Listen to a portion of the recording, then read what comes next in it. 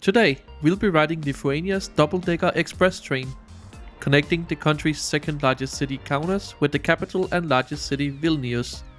Taking just a little bit over an hour to complete the journey between the two cities, join me on board as we take a look at this train's beautifully decorated interior, try and figure out why our train's livery is completely mismatched, and go over the train's surprisingly extensive history.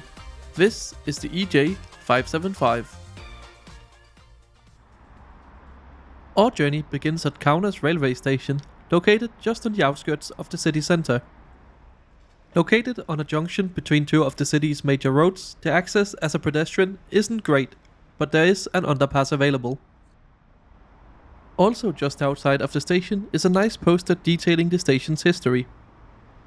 Turns out the station was completely destroyed during World War II, with the current building being a rebuild finished in 1953. The station's interior is pleasant, with lots of seating. The station also features a large exhibition on Rail Baltica, the high-speed railway project connecting all the Baltic states with Poland.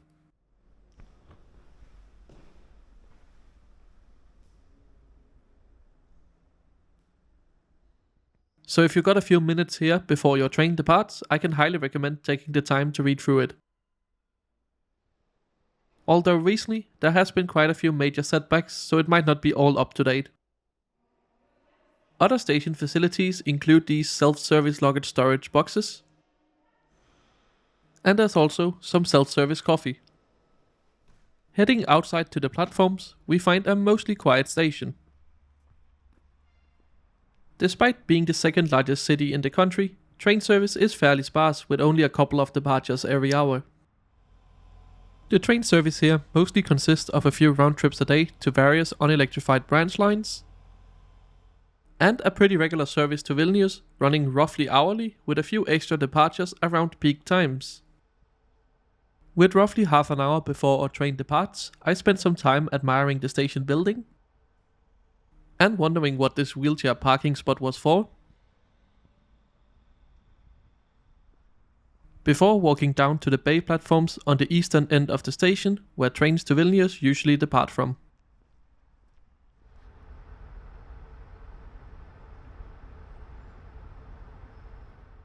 By the way, Lithuania no longer has any ticket offices, with all purchases having to be made in advance online, or in a ticket machine, or on board the train for a €2 fee. Appearing in the distance is our train service inbound from Vilnius.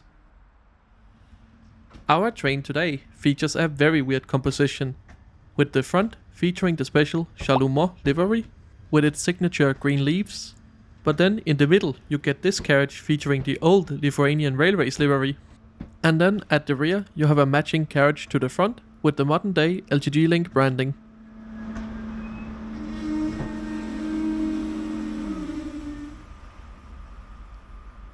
This is a EJ575 electric multiple unit, built by Škoda in the Czech Republic from 2008 to 2017. LTG Link have a total of 13 in their fleet. They come in variations of 2 or 3 carriages and are capable of 160 km per hour. And here's the interesting thing, our unit in particular is number 7, as indicated by the numbers on the front and back of the train. But if we take a look at the strange carriage in the middle, this one seemingly belongs to unit number 3. So I'm guessing the reason for our train looking so weird is because the middle carriage for unit 7 and the end carriages for unit 3 are broken. So what has happened is that the depot has Frankensteined the two trains together to create one fully working train. Right, time to head on board. Today I'm traveling in first class, which is found on the upper deck of one of the end carriages. This comes in an expected 2+1 layout. Tickets in first class come with a free seat reservation, and I chose this solo seat online when making my ticket purchase. All settled in my seat, we are now ready for departure. We depart on time at 17:10.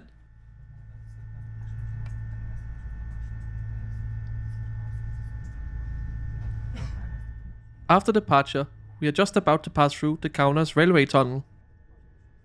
This is the only active railway tunnel in all of the Baltic states, and thus also the longest at 1.3 kilometers.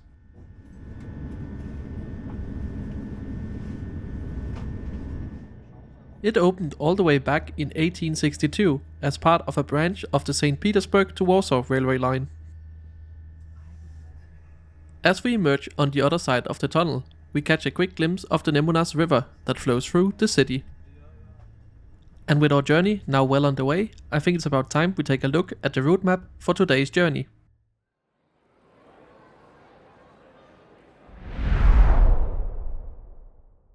We are on board train 838, which leaves Kaunas, making 3 intermediate stops before arriving at the nation's capital, Vilnius.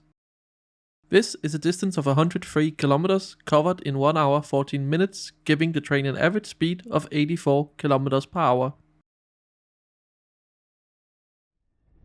And with us speeding along, it's time to take a look at the seat. Above the luggage rack, you'll find some traditional Lithuanian patterns, which is also repeated on the windows.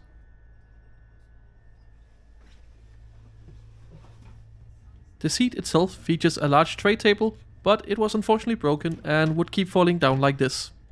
It also has an extendable laptop bracket. In the seat in the front there's a small pocket, as well as a footrest. Under the window you'll find one power outlet. The seat itself has a nice headrest, is slightly reclined, and features a good amount of padding. Even the armrest has a little bit of padding.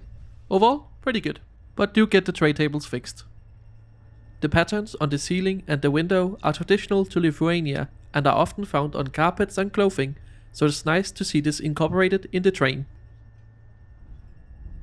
And if you were wondering about the leaves on the exterior of the train, these were added as a special livery to some electric trains in order to promote sustainable rail travel in 2021.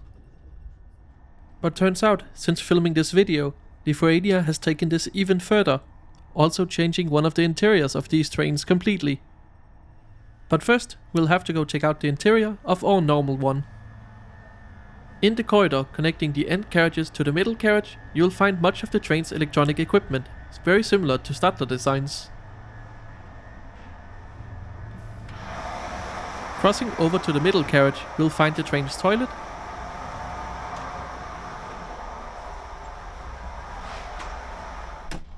The door is easily locked using this knob. The toilet is looking clean and is in working order. I do however find it odd how the hand dryer is placed opposite of the sink. But the toilet is clean, fully functional, so I'll give it a thumbs up. Continuing into the middle carriage, we'll find some second class seating. This comes in a pretty standard 2+2 layout. On the lower floor, all seats are in a bay around a small table, with these interesting luggage racks above the seats that doesn't follow the entire carriage.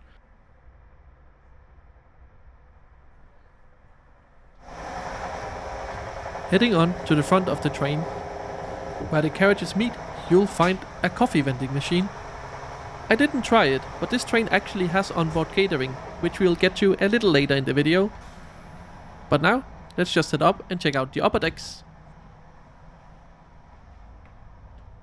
This is also second class, largely in the same layout, but compared to the middle carriage, this one has slightly newer seats, featuring a modified headrest and seat design, while keeping the same color as the previous fabric. These trains are also adapted for passengers with limited mobility, featuring an accessible toilet, as well as ramps to get on and off the train where the platforms aren't level.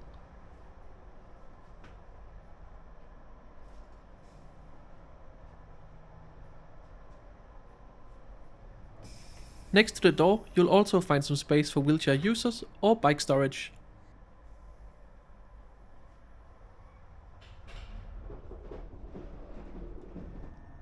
Overall, these trains seem very well equipped for the fairly short journey between these two cities. And as mentioned before, a new interior has been launched to promote sustainable travel on one of these trains, called the Forest Train. Featuring lots of cool green decorations with animals sprinkled throughout the train, running on select services between Vilnius, Kaunas and Trakai. You can read more about this train and its schedule on the dedicated page on the LTG Link website.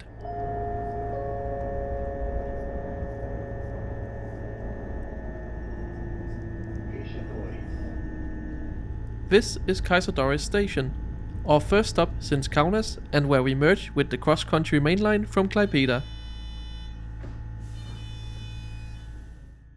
Getting back up to speed, we still have lots left to talk about, including the train's interesting history and the onboard menu.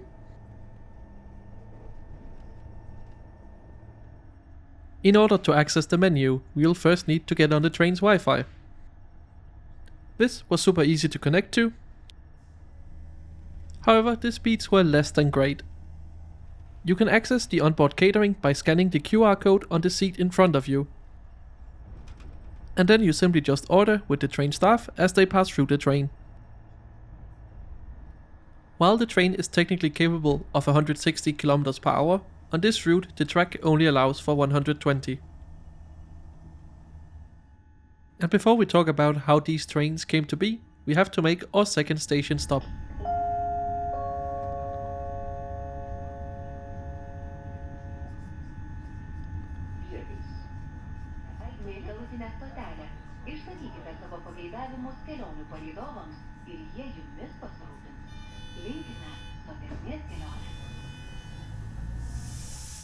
I have to say, the stations here outside of Kaunas and Vilnius have just been very basic, with flat platforms, maybe with a shelter on.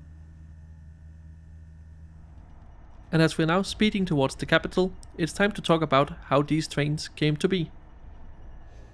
These trains were originally designed to be operated by České dráhy on commuter railways around Prague, entering service in the year 2000.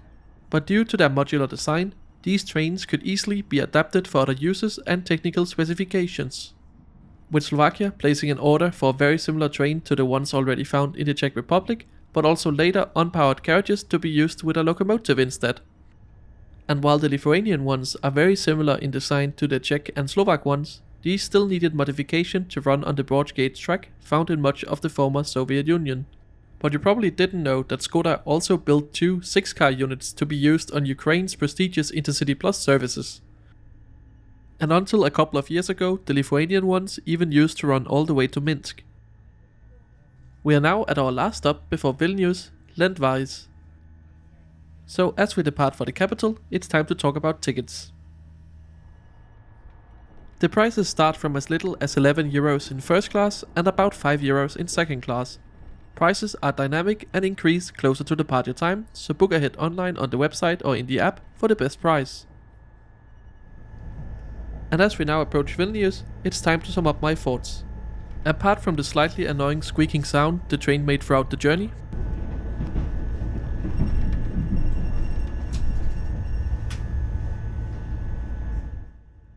I thought these trains overall were pretty good for this short 1-hour hop. The seats in first class are comfortable, and if they just did a little maintenance on the seat back tables, they'd still be in pretty good condition. So as we arrive into Vilnius station, right on time, next to its iconic statue of Tony Soprano, I'll pass the question off to you. What do you think of these Lithuanian double-decker trains?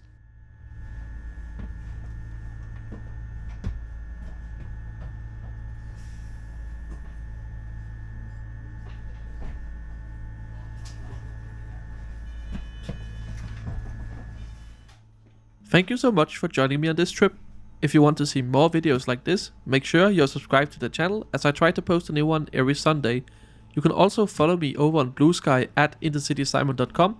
I usually post live on my travels over there, so it's a great place to get a sneak peek at what videos might be coming to the channel in the future.